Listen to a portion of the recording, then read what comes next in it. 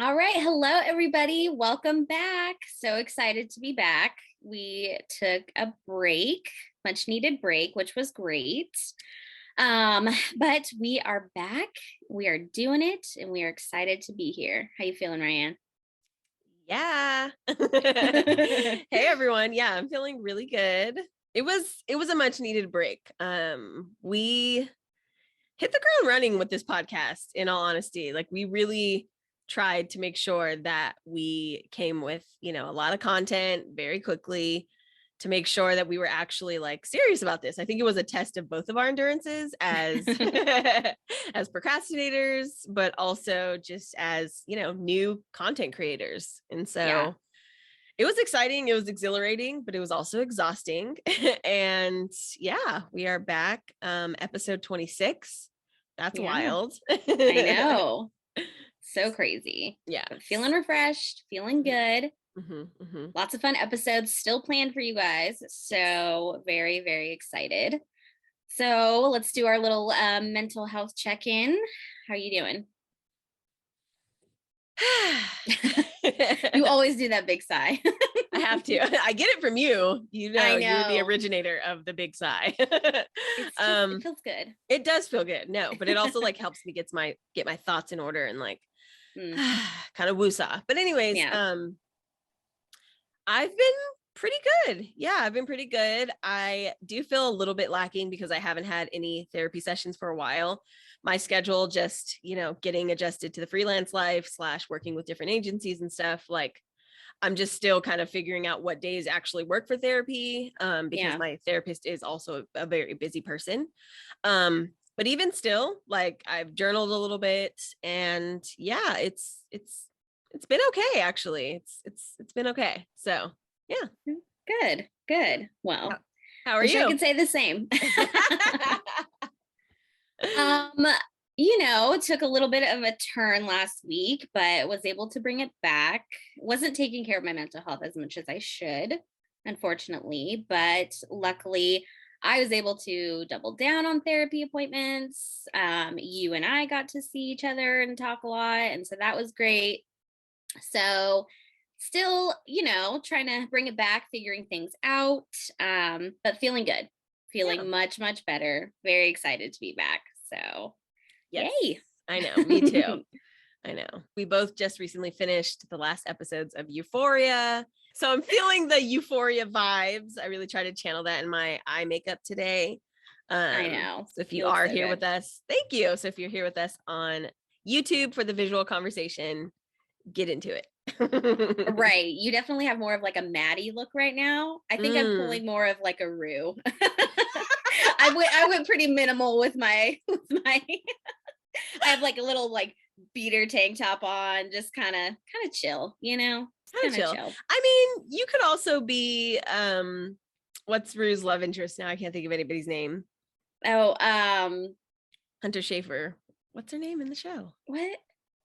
Oh no. Rue and cool. Glad we are so up on our pop culture. I literally caught up last night. I finished season 2 last night. This is so terrible. Why? Rue's love interest. Rue and okay, well, everyone knows who we're talking about. And you're screaming it at your exactly. Screaming at your phones right now at us. I'm so sorry. But you know who we're talking about. That's true. No, sometimes she does fun makeup though. She's got, Yeah, that's true. It's a toss-up. It'll come to us probably halfway through the show. So yeah, exactly. Get ready for me to blow your ears out when I'm like, oh, that's her name. Yeah. Anyway. Yeah. Just scream it out when you remember. Right. Yeah. But anywho, yeah, but no, you look good. Glad we're back. And yeah, let's just get the fuck into it. I'm excited. Yeah, let's get into it. So we're going to call this episode Introduction to Skincare, because I feel like this is going to be an ongoing thing, as most are. But I mean, as we get older, skincare has changed. As we learn more about what works for us, that changes too. And so I just wanted this episode to be like a little, little dip of the toe into the pond of skincare. I don't know. Deep ocean of skincare. And that's true. That's true. The billion-dollar industry that is skincare. Right. Yeah, exactly. It's not a pond anymore. No, not at all. Also, speaking of which, throwback. Do you remember ponds? Like the skin so that's why it took me so long to like get that sentence out, because I was like, there's a joke here. I can like get ponds like somewhere in the I couldn't get there. But yes, I did think of it. Yeah, I did have Pond skincare skin cream passed on to me from my mom, so that's funny. Shout out. Oh yeah, my aunt used to use it religiously, and I would like sit in the bathroom when I was like 6 years old and watch her like scoop it out, like a full scoop, and like put it on her face. Yeah. And I just thought it was the coolest thing ever. I was like, I can't wait to like be a grown up. Now I'm like, I know, take me back to those days. I know, right? Yeah, she had like a stereo in her in the bathroom. It was like a whole thing. Oh yeah, 90s, man. That's very aunt vibes. That's very yeah. Very aunt vibes. Yeah. So all right, so skincare, there's so many things, like we said, so that's why this is just going to be our first little intro. So of course, history, we love a little history on here, and we could go into so many different realms. So I was thinking we could do some wild skincare some wild skincare trends throughout history, because those are always fun. I love to see Ryan's reaction to some of the crazy shit people used to do. Yeah. So literally using shit. Remember literally. Contraception, the alligator dung or whatever, alligator shit. Yes, that was one of them. I didn't pick that out. I only picked out a few, but yes, shit and urine were both used in different facets back in the day. So fun times. Good times. Yeah. Reduce, reuse, recycle, Literally, yeah. All right, so first one. In the Middle Ages, women would remove all of their eyelashes and eyebrows to highlight the forehead, the sexiest feature. Wow. I know. I would have been the fucking prima donna back then. Look at this fucking fiber over here.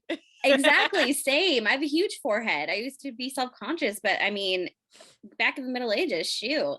That's hilarious. Queens. Yeah. They just wanted us all to look like Moby, the singer.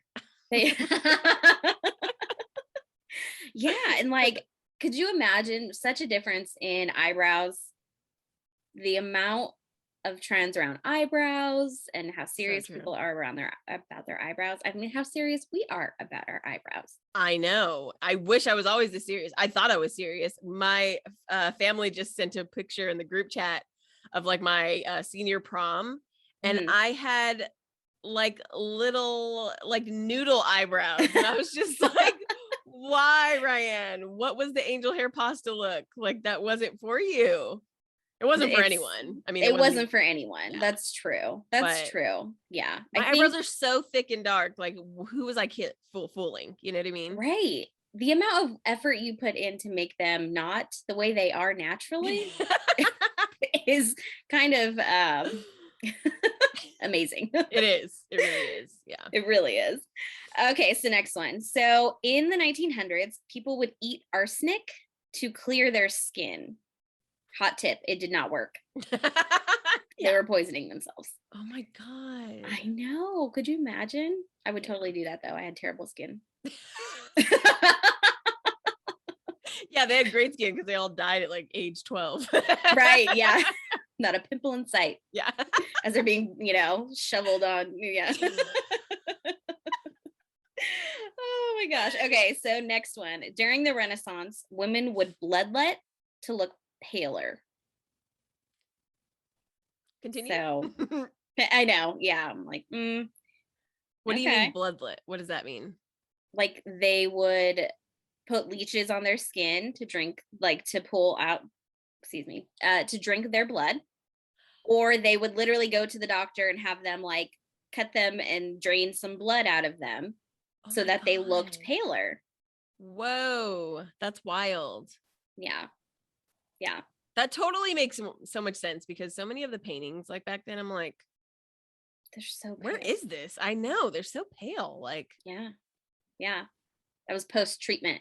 They're like, I'm ready for my portrait. I just got bloodlet. So, okay, next one. During the Elizabethan era, sparkling eyes were all the rage. So women would drop belladonna into their eyes. So belladonna, commonly known, or excuse me, Atropa belladonna, commonly known as belladonna or deadly nightshade, is a toxic perennial herbaceous plant in the nightshade family, which also includes tomatoes, potatoes, and eggplant. So obviously non-poisonous versions that we do eat. okay. It is poisonous even at low doses, and serious side effects include blurred vision, fever, fast heartbeat, inability to urinate or sweat, hallucinations, spasms, mental problems, convulsions, and even coma. So it would dilate the eyes so that they would look larger. And so they would be sparkling, but these women would do it and then they couldn't see for a while. And then eventually they couldn't see at all. Oh my God. Yeah. They should have just done psychedelics. Like just do acid Right. and then your eyes will get bigger. You'll also see everything. You'll think you're amazingly beautiful, you know? Right. Aren't you foraging for mushrooms anyway? Maybe you got like a good batch somewhere. Like keep your vision and then have a good time. Yeah. Yeah. There you Live go. to see another day. Literally Right. see another day. Yeah. All right. And then last one, in Japan, blackening of teeth was popular until the 19th century. This practice was called ohaguro, Mm-hmm. and the blackening of the teeth was a sign of beauty and wealth. That's an interesting look. That is a very interesting look. I'm wondering because all I can picture is just like, you know, drinking like really dark Kool-Aid. Oh, and then like your teeth is being stained, you know what I mean? Like, so I've I'm not just had Kool-Aid in wondering. such a long time, but yeah, I mean, if you yeah, get me like the neither. grape Yeah. and you And just like or swish it around like Otter mouthwash. Pops. Ooh, oh yeah, or like Otter Pops, yeah, or something. Yeah. That's wild. That's so interesting how, I mean, that's the thing, right? Like even like things like weight, right? Like weight was looked at as a thing of like, you know, wealth and a sign that you were, you know, healthy and all those things. And I mean, I still think it shows privilege. Yeah, Morgan's doing really well over here. Hey, let's just say. I don't got these hips because my parents didn't feed me. Okay. Right. Yeah, exactly. So those are just some wild things throughout history. There were so many more, but I just thought those were some fun ones to bring up because what the hell? Yeah. Right. Yeah. Right. Because I was just thinking of like, I thought you were going to mention like Pride and Prejudice when they would like, you know, pinch their cheeks to make them like look blushy. And again, like I remember doing that when I was younger. Like I would like pinch my cheeks because like when I was like running around as a kid, my cheeks would get red. And so like I would like do it more to like, you know, make them all like red and stuff. But that probably causes premature aging. You know, hindsight. Right. Pulling on your face. Yeah, that probably wasn't great. Right. Yeah. Like literally plucking away my elasticity. So that's fun. Yeah. Yeah. Great. But, we suffer now. Yeah. All right. So next thing I wanted to talk about were some skincare no-nos. So what are like the big, because there's so many things going on with skincare, right? So yes. Let's just talk about some big overarching themes here. Okay. So number one, skipping cleansing. So cleansing obviously helps, you know, take off debris from the day, especially if you are someone who wears makeup. That's a huge one. Pollutants from the outside, sebum, all the shit that's happening in your skin itself. That gets trapped in your pores. So cleansing is huge. Cleanser type is, you know, where everyone's gonna differ. Right. Depends on your skin type. I used to be a huge cleanser all the time, just cleansing. But as I've gotten older, my skin's gotten a little bit drier. So I don't cleanse as much, or I use gentler cleansers. Right. And sometimes in the morning I'll just do like a rinse off, and then I'll just go in with like my different serums and stuff. Right. So I have changed it up. But as far as like taking makeup off, even if it's been a wild night and you just don't want to do it, it really, really makes a difference in your skin. Oh yeah. So growing up, so I'll say like in high school, I already talked about like my really traumatic moment where my dad was basically the Bare Minerals fiasco. If you haven't heard that, go back to the older episode where I talked about that. But basically after that fiasco, I didn't really wear makeup too much in high school. I kind of dabbled in it like when my friends would have it and stuff. Definitely didn't have a color match, that's for damn sure.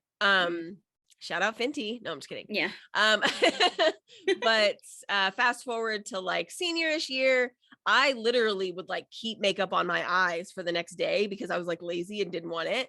Also, like the clumpy mascara was like in then. So I like really thought I was just like doing something. That was so in. I was like, oh yeah, look at those like clumps, literally. And so I would keep my face makeup on, whatever, you know, it was. A lot of times I use lipstick for blush. So it usually like rubbed off on my bed. I probably needed to clean my bed sheets a lot more than I did. Oh my gosh. Yeah. You know, but then in college, actually you were like one of the main reasons that I ever like actually like did anything. Morgan was doing my eyebrows and eye makeup until like 4 years ago. Yeah.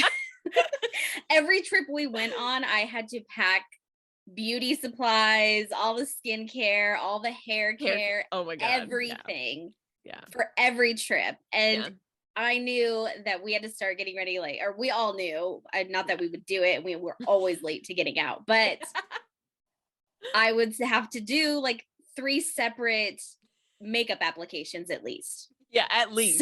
Yeah.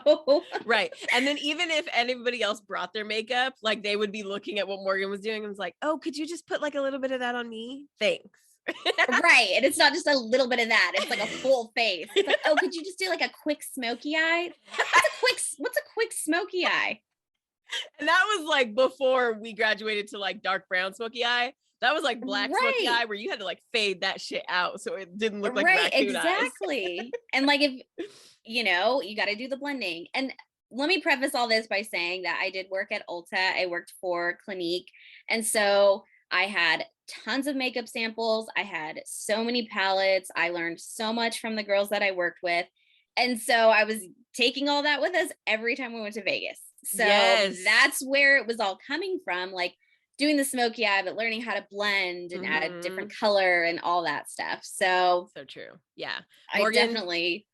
Oh yeah, go ahead. Oh no, I was just going to say Morgan definitely taught me how to like do my own eyebrows because I was always body hair positive, right? So in every way in every way, shape or form, my eyebrows have always been unruly, but Morgan would always like show me how to like just basically enhance my own things going on because I wasn't going to have any upkeep like, you know, with getting my eyebrows done or anything like that. And so I will say this episode comes from years of experience. As we say, we're not experts, but Morgan has some good background on this, I will say, especially when it comes to skincare.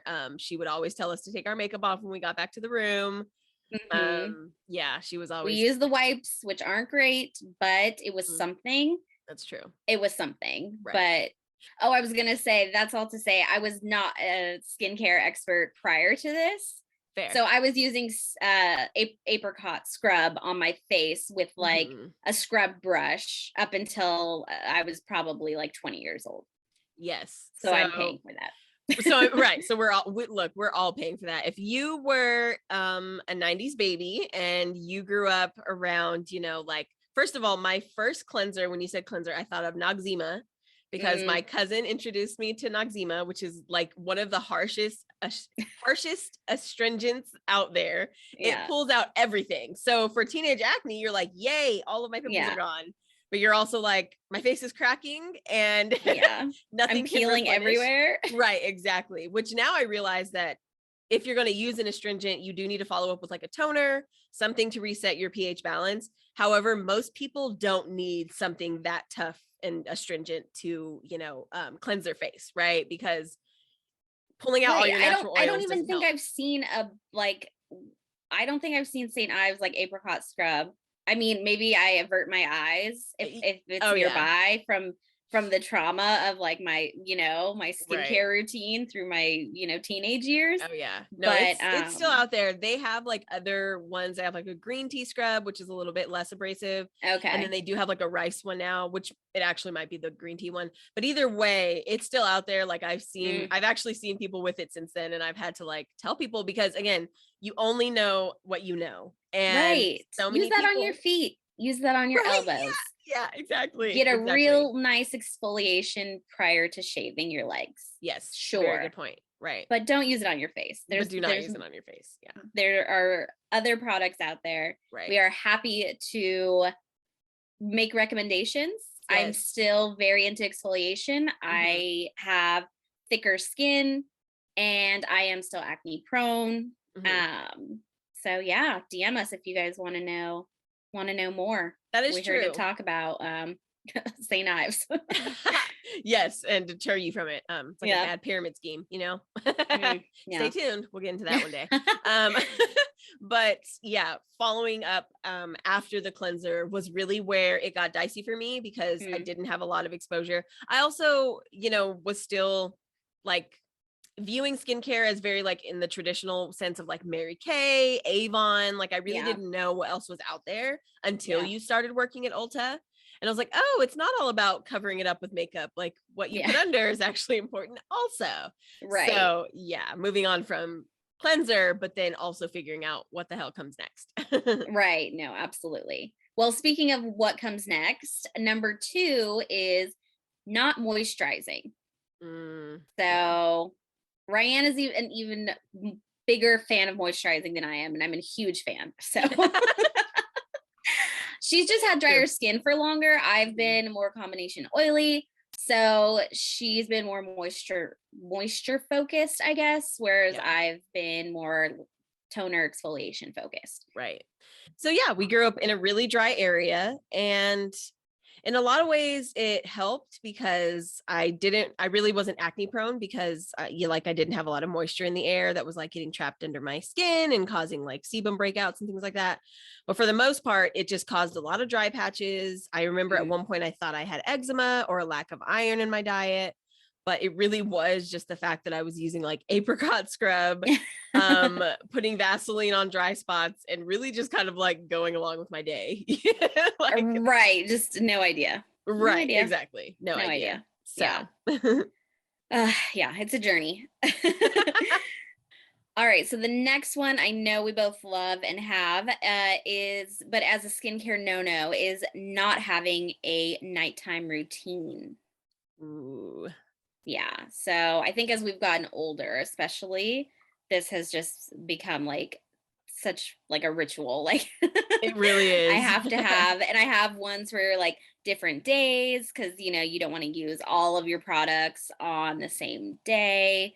Right. So, you don't want to be mixing too many things at once. But yeah, this is like so important. So important. Yeah. So yes. And for a few reasons. One, because it is good to have a ritual. And this is like a practice of self-care, especially if you're like a person like me, like I grew up always picking my face. I couldn't help it. And now I realize that like part of it was definitely like, my anxiety, like like undiagnosed, not really knowing like why I was feeling this way, but also too, like there's a reason why Dr. Pimple Popper is so popular, right? Because it is interesting for some people, right? Some people think, no, it's gross. Like I know one of my sisters is like, no, I don't pop it. It goes away. And I'm like, how do you even let it go away? I know. And I'm so prone to whiteheads. So it's not even like, oh, it's just like a bump and it'll go away. I'm like, it's so noticeable that I'm just, I can't just leave it alone. Right. Yeah, exactly. And so I realize now that I was causing it. I was causing a lot of it, right? Like we were talking about in hygiene habits, right? Washing your hands before you touch your face, washing your face after you touch your face, or, whatever the case may be. But honestly, skin care has helped the most. I would say equal parts Dr. Pimple Popper and skincare has actually really helped like with that regimen, because I feel like let the products do what they do. You know what I mean? Right. Like I want to, don't get me wrong, I still pick from time to time, but not nearly as bad as I did then, you know? Right. And it really has helped because it gives you that sense of like calm. It also is nice to take off the day, right? It really does feel like you're like stripping away like whatever has happened that day, whatever side eye you've given that day, you get to rinse it down the drain. Rinse it away. Yeah. Right, exactly. So it's a really nice moment. It's good to take time for yourself. And sometimes those are the only like quiet moments you might have, you know, just to think about some things. Morgan's usually on FaceTime with me when I'm doing it, but True. for most people, it's a quiet moment. Yeah. Welcome to our brain. Right. Yeah, exactly. So the next one, and this one seems specific to this article, which I pulled from L'Oreal Paris. Okay. But I just included it because I think it was trying to make a point of, I'll just tell you what it is, and then I'll explain what my thoughts are here. So number 4, importance of salicylic acid. Ooh, can I get a snap on that? Just snap. Yes. Continue. Salicylic acid is great for breakouts. It's great for anti-aging. It's great for exfoliation. There are so many benefits, but I think the point of having this one, because the other ones are a little bit more general, I think the point of having this one is finding a product or like an acid, or, you know, because there are different things you should be using on your skin, but not everything works for everyone. Right. So I don't just want to say like everyone needs to use salicylic acid, period. You know, we're just pulling from this article, but I wanted to make a point that there are different, you know, there's lactic acid, there's glycolic acid, there's AHAs, BHAs. There's so many different things you can use on your skin. Please don't use them all at the same time. But depending on your age, depending on your skin issues, there's different products you can use. And I think the point of number 4 was that you should be looking for the one that's going to work best to pinpoint those issues. But salicylic really is great for overarching. You know, it's in cleansers, it's in exfoliants. It really does serve, you know, a wide purpose.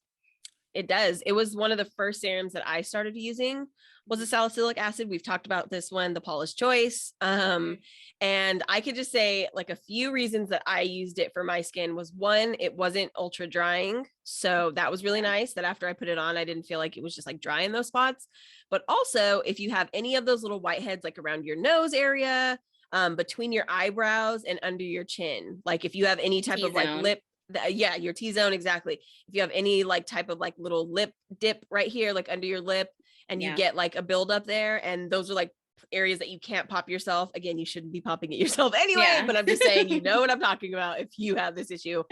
That was the first one that I started using, and I realized, I was like, oh my gosh, like this is what I should have been using all this time, you know, like it just cleared it up. But again, you know, obviously do what works for you. And figure it out for yourself. But I love that they included that, because that was like, that is still one of the holy grails. Like if nothing else, I will use the salicylic acid. Right. Oh yeah, for sure. I still get breakouts, you know, right. From my teen years up until now, I still get breakouts. So I always have a salicylic acid cleanser in my back pocket. Always. Just have to. And number 5, and the most important, and I can attest to this from the depths of my soul, SPF. SPF. And that goes for everyone. I don't care if you're white. I don't care if you're not white. I don't care. Put on your sunscreen. Yes. Because I am paying for it now. I was not, this was not the, you know, the attitude that I was given growing up. I spent so much time in the sun. I know. My dad works outside. I used to have to help him during the summer. Damn, I was tan. I was real tan. But you know what? Sunspots, aging, all of that is coming through now. Because it takes time. Those things build up under the skin. And so you think, you know, when you're 18 that you're just looking like hot shit because you know, got super tan over the summer. But now, you know, years later, I'm like, oh, that's a sunspot. That's not a freckle. That's not like a, you know, cute little thing. Like, Whatever. Morgan's beautiful. Don't let her fool you. If you're just a listener and you've never gone to our YouTube channel, Morgan's over here like, you know, she's the Wicked Witch of the West. Like, you know, she is working doing on just it. That's fine. why, because I got my salicylic acid trying to combat that shit. Prevention. I'll give you that. Prevention over there's the, you know what I'm trying to say. What's the word? What am I trying to say? Prevention over fixing it. I mean, yeah, basically. No, prevention first. Like, right. I'm telling my little cousins, they're like 7 years old. I'm like, did you put your sunscreen on? You know, they look at me like I'm crazy, and I'm like, they're like, I don't need it, I get a tan, and I'm like, oh girl, I know. You don't even know, but that is so true. I know that a lot of people, whether you're lighter skinned, lighter complexion, or even darker, you know, more melanated, either way, you have melanin in your skin. And SPF a lot of times, you know, will give you like this white cast, especially like if you're just using like a body one and putting it on your face as well. I mean, again, anything is better than nothing, but a lot of times I would break out from a lot of SPFs, like when I would go to the beach and stuff, because they just weren't made for like your face, because your face is a lot more sensitive of skin than anywhere else on your body. And so if you were one of those people, I guarantee you, I understand your aversion to SPF. I was the same way until I found some, you know, and everything is trial and error, just like, you know, like say for instance, you get a new sweater and they give you like that, you know, patch of, like fabric to try out like different detergents and see if it shrinks or whatever. Like you should do the same thing with skincare. Like I did try out salicylic acid only on my chin and like made sure, like, is it going to break me out like crazy? You know, and then when it didn't, I spread it to the rest of my face, you know, or just like the key areas. Yeah. And that's the thing too, like everything, like less is more, you know. I think I was always like, like you said, moisturizing. I was like over moisturizing, which was causing breakouts. And I was like, wait, I'm not moisturizing enough. I have to put more on. Yeah. And like, follow the instructions. Like if it says a dime size amount, use a dime size amount. Like this was always in my head. Same thing for a lot of like hair care. And we'll get into that, you know, in another episode, but just realize that there are reasons to why they put directions on the back. It's not just a suggestion. It actually is for the best results. And same thing with like SPF. If it says to like reapply every few hours, like I do bring an SPF with me, you know. I also have an SPF powder. We both have the one by Dermalogica. We do. There are spray ones. I just saw like a finishing spray. Mm-hmm. Throw that in your bag. Right. And I mean, it's 2022. There are so many different types of SPF out there. Mm-hmm. Yeah. So whether it's the issue is the white cast, whether the issue is if it's oil-based or, mm-hmm. you know, if it has zinc or if it's mineral, there's so many different types out there, mm-hmm. but it mm-hmm. is so important that everyone be wearing it. Yes. So trial and error. Yes, you might break out, but mm-hmm. keep looking because it's so important. It really is. No, it really is. We barely just got Jose to start wearing it. I know. That's true. They're our same age. And he's like, oh, it makes me oily. It makes me oily.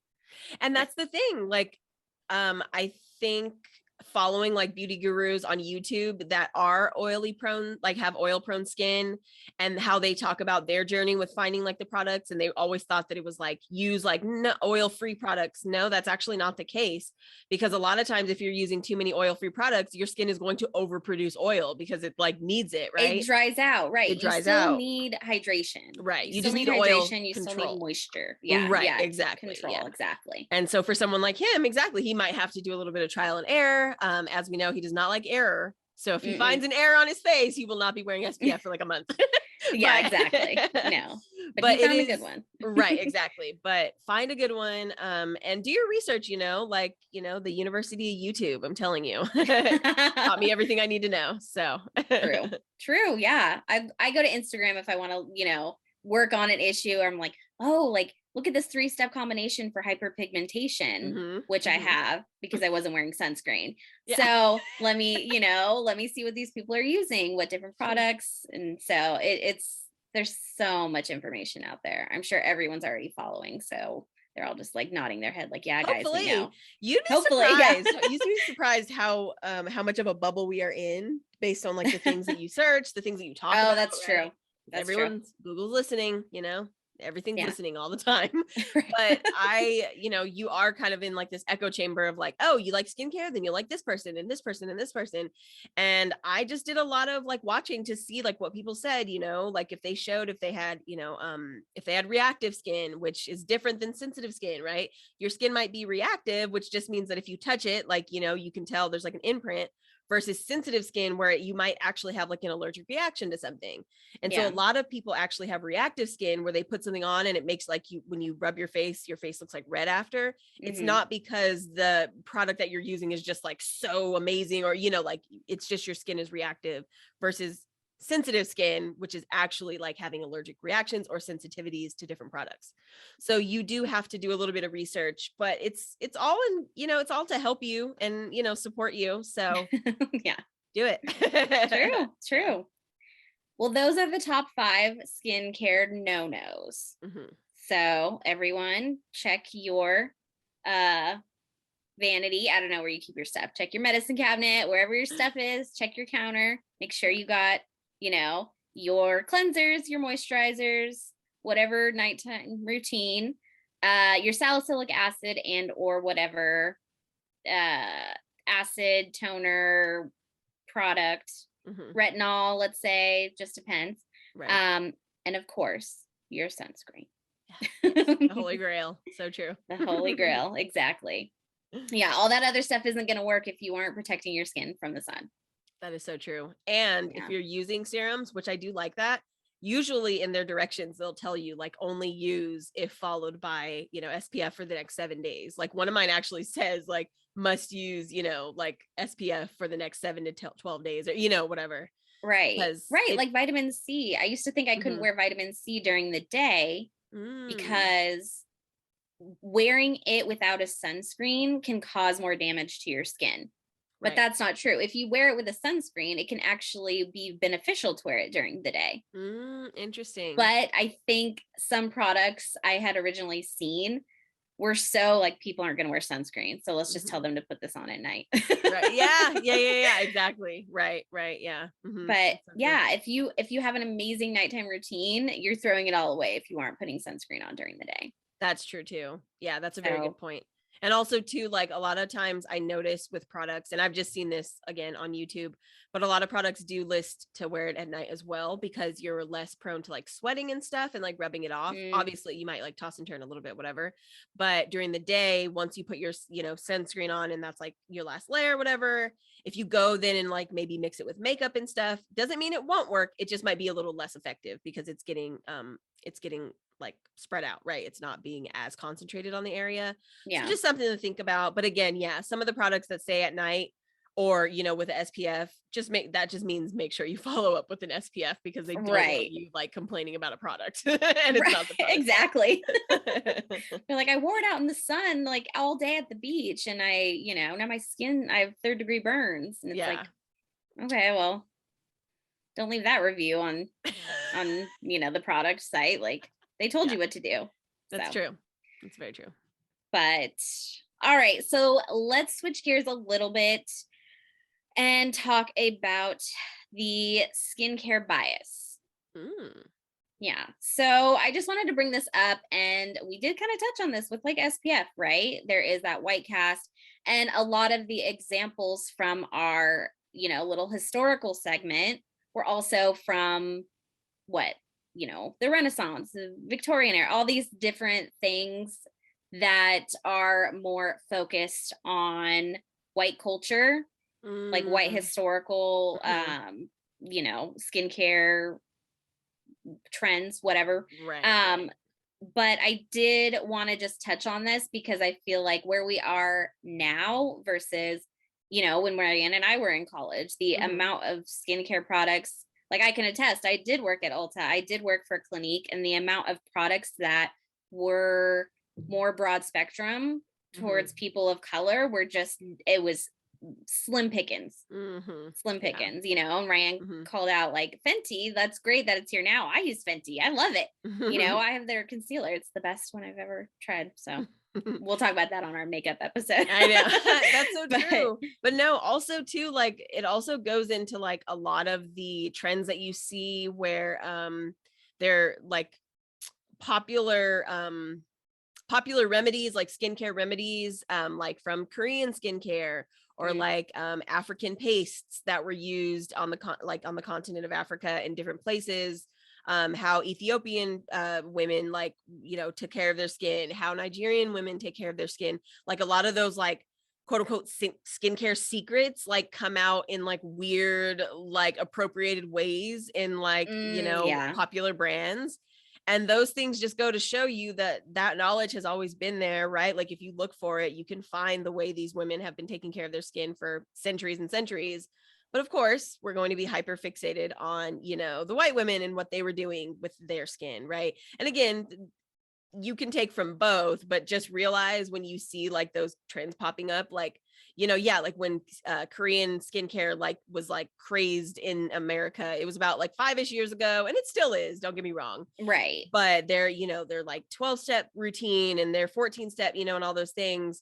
But I have, you know, personally spoken with Korean women, and they have told me about how, you know, it's just like so interesting because, you know, it's just co-opted into this whole thing. And it's like, well, that's just like a part of our lifestyle. Like, it's not like everyone is just running around with 12 bottles of serums, like, you know, okay, I'm gonna go to my sleepover. Like, no, it's just a part of their, They're like, not. I mean, they might be, but I'm just saying, like, it's more a part of like the lifestyle. Oh yeah. Well, me too, right? But it's just more like of a lifestyle thing. It's not so much of like this.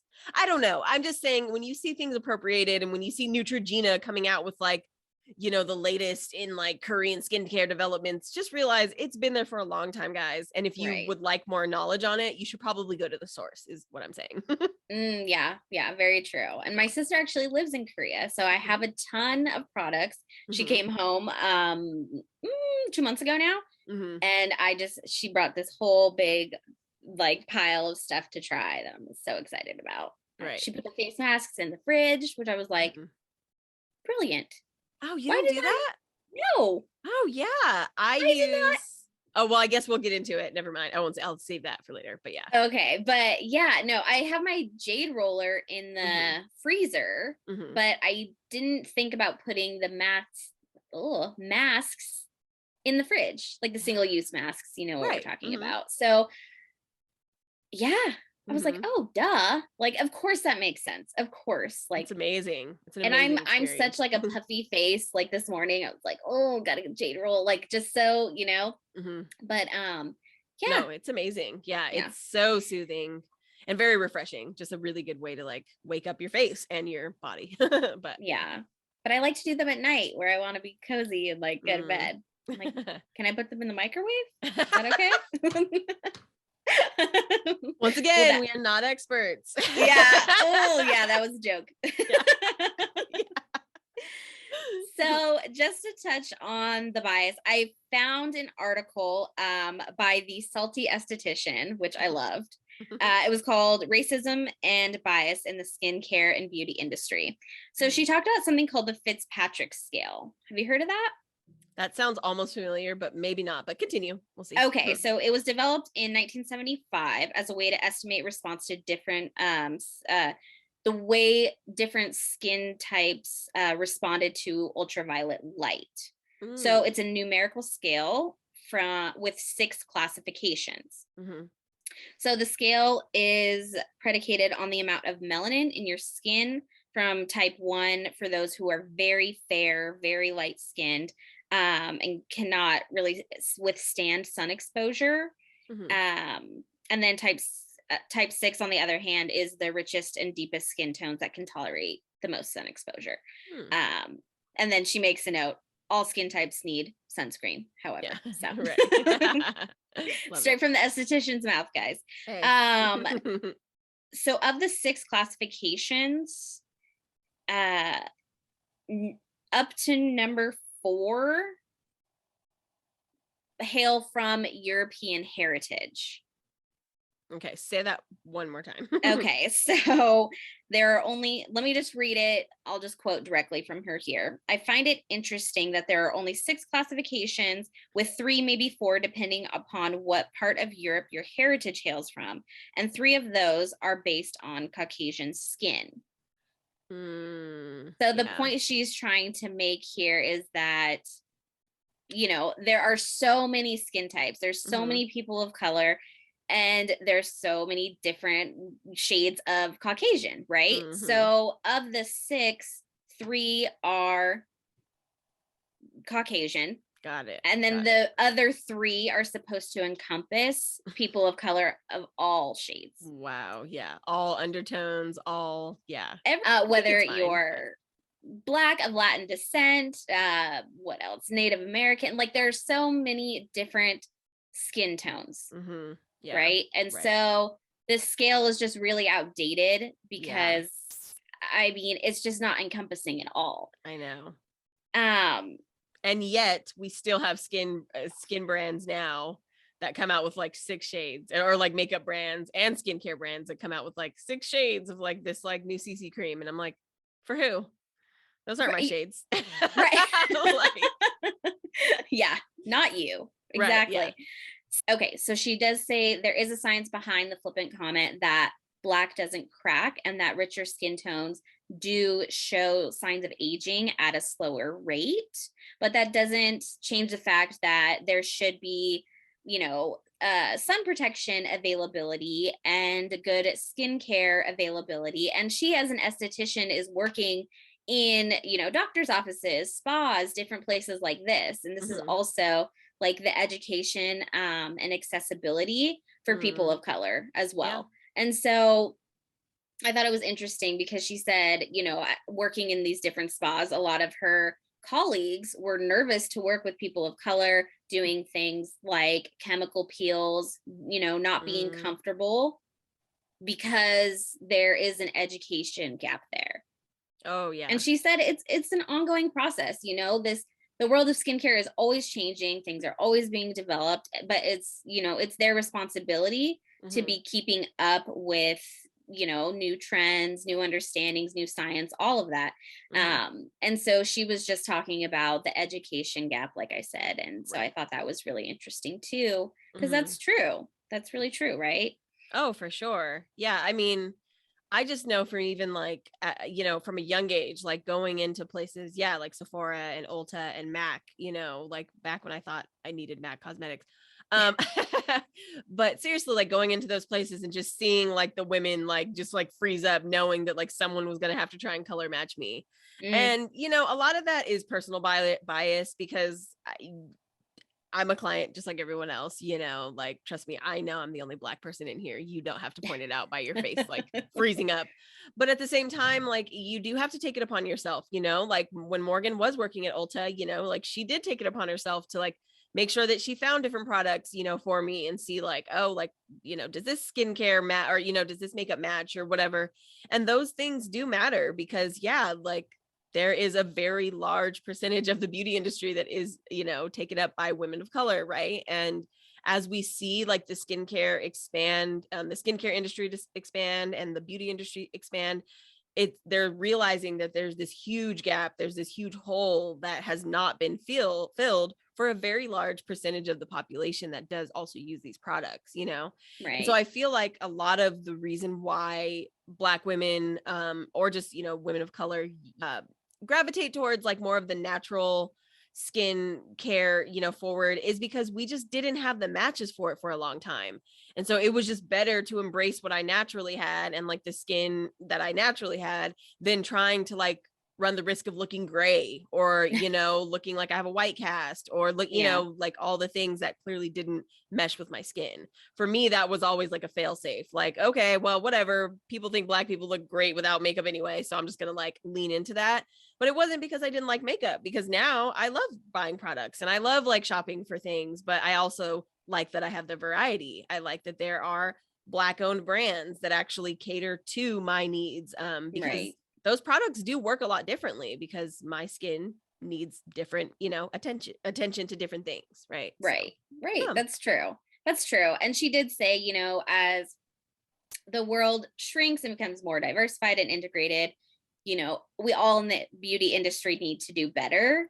And she did kind of make a side point of, well, now that we're expanding, what does that mean? It's monetary. Right. You know, let's be real. But capitalism. Yep, exactly. But again, it's 2022 and the availability of diverse products has really grown. Right. And, you know, being women of a certain age now, like you and I in the past 10 years have been able to see this change. And so we can kind of attest to it in that sense, I guess, which is great. I mean, we both try to take good care of our skin. And so this topic is important to both of us. Right. You know, Very. so in that sense, we can say, yes, there are so many more products. I mean, I started working at Ulta and all I used was Clinique because I was working for Clinique and that taught me a lot. But since then, I probably use one or two Clinique products. Like I really have broadened my horizons as far as what products I use because of availability. I'm so glad that I have knowledge around what different things or what products do. Yes. And now I can look for brands that are clean, that are simple. You know, Ryan and I both use a lot of like the Inky List, you know, keeping it really basic. The ordinary. The ordinary, yeah. Just like one product or, you know, one product that has one or a couple ingredients that keeps it really simple. But these are all things we've learned. Exactly. Yeah. Yeah, for sure. So I just wanted to make a point of that because I know that's a huge thing, especially talking about skincare in the beauty industry. Oh yeah. And for sure. you know, Ryann is Black and I am white. And so we do have different points of view and different skincare needs. Right.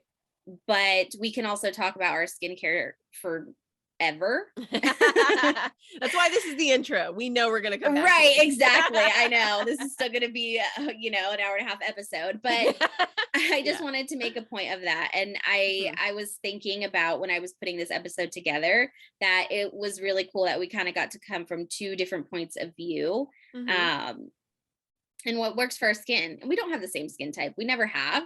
Right. But it is really fun to have conversations and to talk about things that we've learned, what works for us, you know, like I said, I'm getting older. My skin is drier. So I do look to Ryann. She has great recommendations on moisturizers, or if she's breaking out, maybe I can recommend, you know, now she's using the Polish Choice and she's like, oh, have you heard of this? I'm like, oh my gosh, I've been using that for like a year. It's amazing, you know? Yes. So I just wanted to bring that up because I thought that really tied into the point of views that we are bringing to skincare in general. And on that note, let's talk about what our skincare routines are. Yay.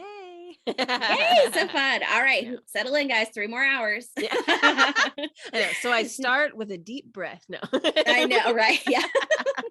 I tie my hair up with a soft ribbon. No. No, let's just run through them. They're ever changing, as we say, as we find new products. But we love this. We love our routines and we would love to share with you guys, and we would love to hear what you guys do. We love a good recommendation. Always down. So, Ryann, why don't you tell us your routine? Yay. So excited. Okay. So so one big thing that I have really started to use, I incorporated it into my hair care routine and now I use it on my face, is my steamer. So I have seen the expensive facial steamers and I'm just like, no. So I literally use my clothes steamer. I keep it in my bathroom anyway, because that's usually where I steam my clothes.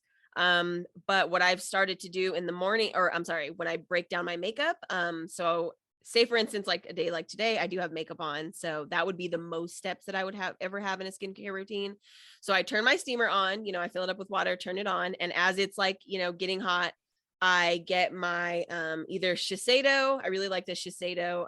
I think that's a Korean skincare brand. I use the Shiseido, makeup remover. It's very light, and it's an oil based one, which I really like. So it's good because I have dry skin. So I use that to break down my makeup, and I use that on my face before I actually put water, before I introduce water to my face. So I break it down first with just the oil, for about 2 minutes. Then my steamer comes on and I just kind of, away from the steamer, it's not burning me.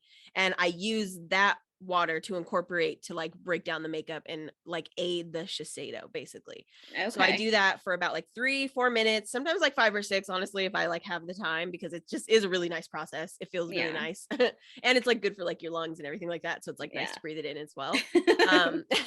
So I do that. And then once that's finished, I turn off my steamer and then I rinse that off. Then I go for my cleanser. So you should have a double cleanse system if you are using face makeup products. So double cleanse does not mean like 2 types of water cleansers. It's usually like an oil-based cleanser and then like a water-based cleanser, something like that. But that's just, again, do your own research. So I use my cleanser. Like me and Morgan talked about, we both use, well, actually Morgan has her own, so I'll let her explain. But my cleanser tends to be pretty lightweight, not too thick of a cleanser, just because I've already, kind of stripped a lot with that Shiseido or whatever oil or makeup remover I've used. So then I use my cleanser, and I do spend time with my cleanser. I do get my neck as well. Make sure you exfoliate on your neck or whatever you're doing to your face. Do it under your chin and under your neck as well. Make sure. So I make sure I do that all the way down. And I do that for about 2-3 minutes. Again, nothing is like rushed because this is like important steps. Rinse that out. Then once I'm done, I pat dry. I don't wipe away anymore. I just pat dry. And then I put on my serum. So some days it's Paula's Choice, like we talked about. Some days it's lactic acid, which that like removes a lot of like the superficial like scarring that you have. And trust me, I used to have a lot of scarring from picking. So that's what I use. It's from The Ordinary. So I put a few drops of that over my face and I just pat it in. Then I usually follow up, like if it's at night, I use like a water mask. So something really thin just to basically like lock in that moisture. And then I put my moisturizer over that. So a lot of times, again, if you have like, a few serums or, whatever you use throughout the week, really everything else needs to be pretty simple, because you don't need to have a moisturizer with like 10 different products or ingredients in it, because you've already put your serums on. So you want everything to be pretty simple after that. Right. It's like your locking mechanism that your moisturizer, especially your nighttime moisturizer, it should be as thick as your skin can stand, as hydrating as your skin can stand. And it really is meant to lock in all of those products that you've used on that clean skin so that they can start doing their job overnight. And that was one of the points in the nighttime routine, is that your cells regenerate and that cell turnover happens most at night when you are resting. So that is when you are going to get the most benefit out of those products. Yeah. Wonderfully put. That is exactly perfect. And so my moisturizer, I do use a thicker one at night, like she said, but then when I wake up in the morning, and me and Morgan have talked about this, I usually don't re-cleanse my face because it's already cleansed. I haven't done anything. And I just rinse my face, and then I usually just put like on like my moisturizer and then my sunscreen, and I really don't need anything else. So that's pretty much and then obviously my SPF in the morning. And if I put on makeup, my primer and my CC cream both have SPF in them. So again, you can't get too much SPF. It's not gonna like cancel each other out. Like wherever you can get it. I have a powder with it. There's finishing sprays with it. So any step that has, SPF in it, even before I go to the gym in the morning. Like if I go to the gym in the morning, the only thing I put on besides my moisturizer is I put my SPF, and then I go to the gym. So that's always the last step. Nice. Woo. Great tips in there, especially with the steamer. I've seen Ryann do this all the time when we're together, but I haven't really done it too much myself. I should probably incorporate that a little bit more. But I love that. Great routine. Great routine. I know. What is yours? Get into it. Okay. So pretty similar. I was kind of nodding along as you were going through everything. But I definitely use an oil-based cleanser to take off my makeup if I am wearing makeup in the evening. I like the Inky List. Oh, sorry. I was going to ask, do you use a balm, or is yours like a pump oil? Oh, you know what? It's a balm. Oh, okay. See, I use pump. Okay. Yeah, I do like the balm. I'm using, it's an oatmeal one by the Inky List right now. Ooh, I do really like that. And then I will follow up with a cleanser. This is where I mix it up depending on how my skin is feeling. I have a hydrating cleanser. I have a salicylic acid cleanser. I do use a physical exfoliant because, like I was saying, my skin is pretty thick. I have I can get a lot of buildup, and I do get clogged pores. Mm-hmm. So I have it's by Ole Hendrickson. Mm. It's like a volcanic something exfoliant. It's really not as Mm. harsh. I have used harsher ones, as we said, St. Ives. So it's Dark not as harsh days. as that. And Yeah. right. And I don't use it every day. Mm. But I'll probably incorporate that about twice a week. Okay. And then pat dry. Mm-hmm. I will then, if I don't use the physical exfoliant, then I will use my Paula's Choice AHA BHA Mm-hmm. exfoliant. Mm-hmm. So I'll switch between the chemical and the physical exfoliants depending. Very And good. Very good. then And do you, for the physical exfoliant, do you use it in target areas or do you use it everywhere? I mostly use it in my T-zone for the Oh, most okay. part. Okay, cool. Well, that's not true because I do try and get around my neck. I also do sometimes get breakouts closer to my ears. Oh, So I okay. try and make Yeah. sure I'm going back as far as I can and then down Mm. my neck, of course, because Yeah. everything you do to your face, you should do to your neck. This is where signs of aging show, Yes. people. So make sure taking care of your neck and your décolletage. Yeah. So I was gonna say negligee. negligee. Yeah. Take care of your negligee. That too, yeah. So then I always use a hyaluronic acid. Ah, yes. I have one, it's an essence right now. So it's very thin and lightweight. Your Nice. skin should be damp when you use it so that it soaks in. And then depending on what I've used already, I have started using a light retinol. Yeah. I won't use it every night. Right. So I do have some other serums that I like, but I do try to incorporate the retinol at least 3 to 4 times a week. It's something you need to build up. Retinol can be really drying to the skin. Yes. You need to make sure you're wearing SPF with retinol. Oh my gosh. Cannot stress that enough. You can do a lot of damage to your skin, so make sure. Yep. But it's a pretty light one. It's by Versed. I really like them. And then I go in with moisturizer. So I have it's still a thick like a nice nighttime moisturizer, but I also have one that's very thick. It's almost the consistency of like a Vaseline. Yeah. And I really like that one. It just really locks in moisture. Like my face needs it. It's not something I would see myself 10 years ago saying I would ever use, but I absolutely need it. Absolutely need it. That's awesome. No, that just goes to show exactly, even if you are oily or oil prone or, or combination oily, you still can use thicker products. They just have to like target something that you are actually needing, right? Because if you're using something, that says, oh, targets acne and you don't have acne, well, it could actually end up causing something else to happen, right? So you just have to make sure you're actually using things based off of recommendations for you and not just recommendations from like a friend or, a sister or something like that. I can say, if I took, advice from Morgan, I might be using a physical exfoliant that I actually didn't need, right? Because I need to use chemical exfoliants, right?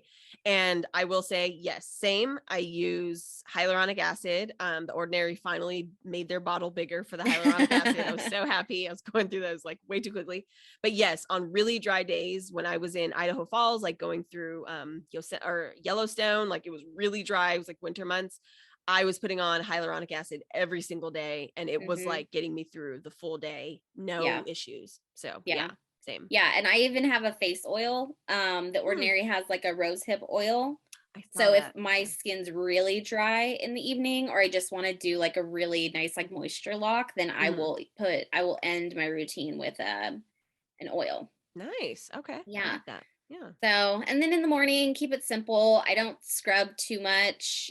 Maybe a light cleansing with like a moisturizing cleanser. I definitely use my vitamin C cleanser because I know I'm going to put my SPF on. Yeah. And then, I moisturize. And then, of course, always finish up with the sunscreen, whether you're going outside, not going outside, wearing makeup, not wearing makeup. Exactly. Put on your sunscreen. Yes. Oh my gosh. I know. And that's one thing too. Like, I know the world of skincare can be very overwhelming, just like everything, right? You first get into it and it's like, where do I start?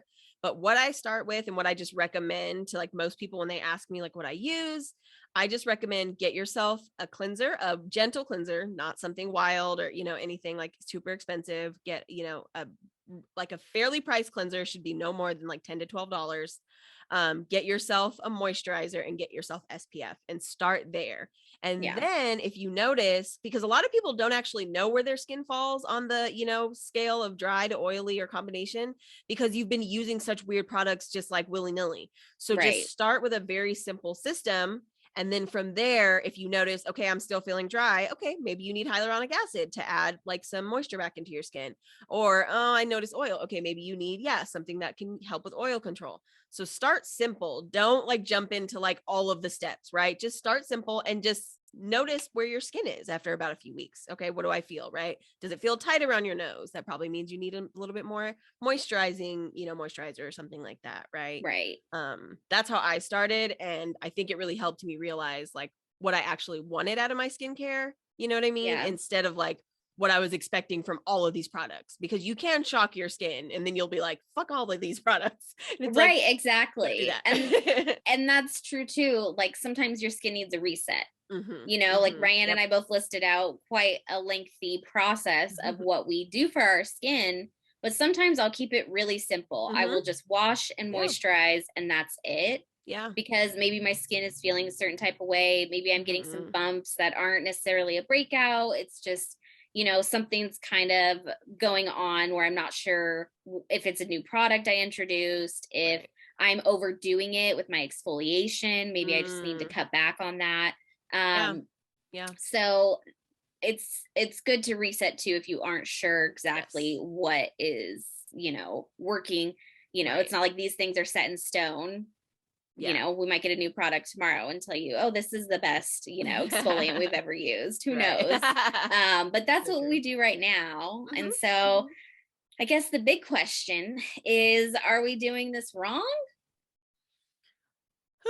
Why do I feel so nervous? I'm like, after all that advice I just gave it, I'm like, I'm so wrong. No, I will say for a long time, yes. For a long time, thinking that waking up in makeup was cute was definitely wrong. Oh, I really thought it was cute. Like, I thought it was a look. Like, I was like, yeah, let's like go out. Like, let's do brunch like this. And I'm like, bitch, get your ass back in the hotel room and take off that dirty ass makeup. I will say I was doing it wrong. Even when I actually started doing more of a skincare routine, like you just said, that was a really good point. Like sometimes your skin needs a reset. Sometimes I don't use serums, sometimes I don't use my serums at night because maybe I was out in the sun all day and my skin feels really sensitive, right? Like to the touch. Yeah. Sometimes, when your skin kind of feels raw, maybe like after the day at the beach, I'm not going to go put salicylic acid on my face at night. Oh no. I'm going to put aloe vera, right? Which I do have a aloe, just literally pure aloe, like pump, serum that I put, and it's all it is aloe. So yeah, like take care of your skin. Like some days are not going to be better, like some days you're going to have breakouts and you're going to be like, what the hell? I just put on Paula's Choice. Like it's supposed to be a cure-all. Right. It's like, no, nothing is a cure-all. And also your skin will have reactions to many other things that you incur or that occur in your life, right? That could affect your skin.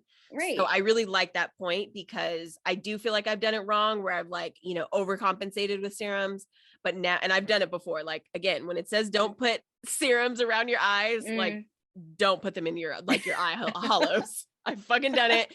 And I was like, oh my God, my eye hollows are peeling. Like, please learn from me. And it was just because I put salicylic acid in the wrong place. Like it was an accident, or no, it was lactic acid, but it was an accident, kind of an accident. I was kind of getting like overzealous and being like, yeah, this can go everywhere. It doesn't need to go everywhere. So I've done it wrong, but I'm a work in progress, and my eye hollows look great now. So she has great eye hollows. It's true. It's really true. Yes, no, exactly. I definitely know I've done it wrong in the past. I think I have a pretty good routine down now, but I think I mean, your skin is ever changing, right? And it's dependent on your diet. It's dependent on how hydrated you are. There's so many other factors. So there's other things to consider.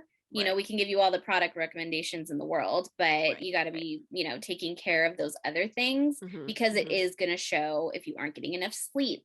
You know, there are so many other factors that go into how your skin looks.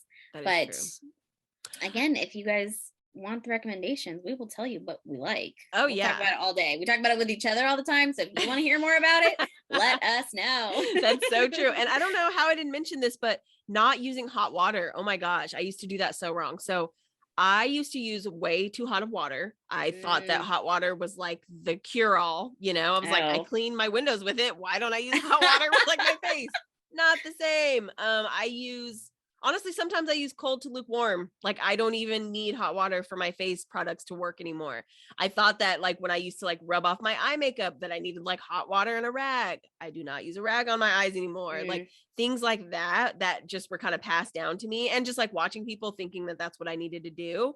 That was a definite no-no. You don't need hot water for most of the things. You don't even need hot water with your hair usually. Not to say you can't. I'm just saying hot water is it's tricky. You need to be careful because you can end up doing more damage than help. Yeah. Right. Yeah. But if you are breaking down, like, if you're doing like removing makeup, I would say definitely make sure to use a warm water because I guess that's when I use some of those products.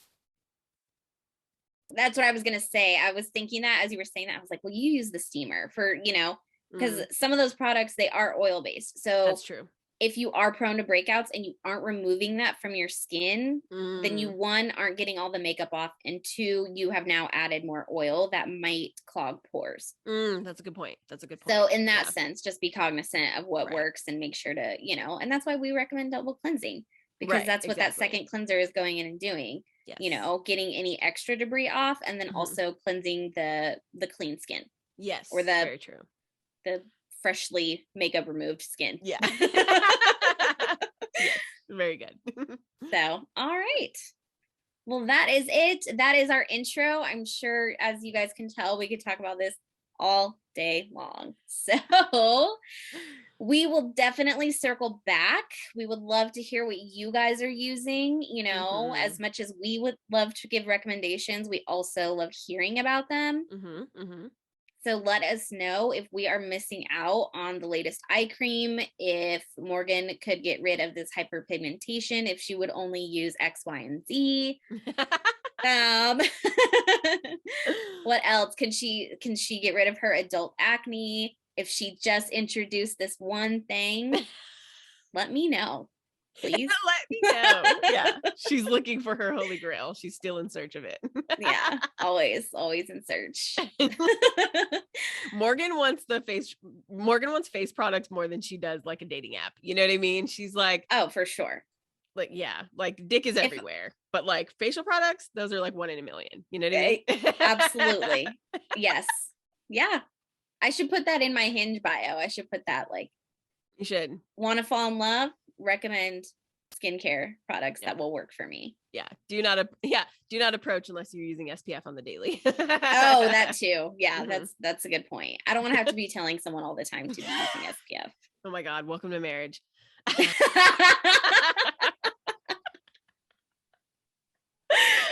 Oh my God, that is too good. All right. Well, on that note, guys, that wraps up our episode for this week. Thank you so much for tuning in. We are so excited to be back.